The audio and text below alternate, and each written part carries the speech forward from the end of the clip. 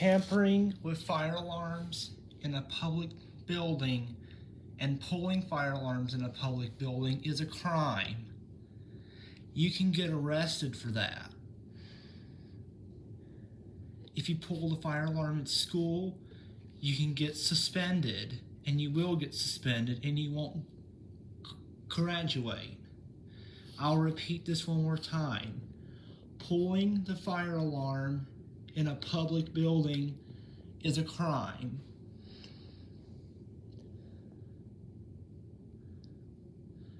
You are risking people's lives, and you're taking first responders away from a real emergency.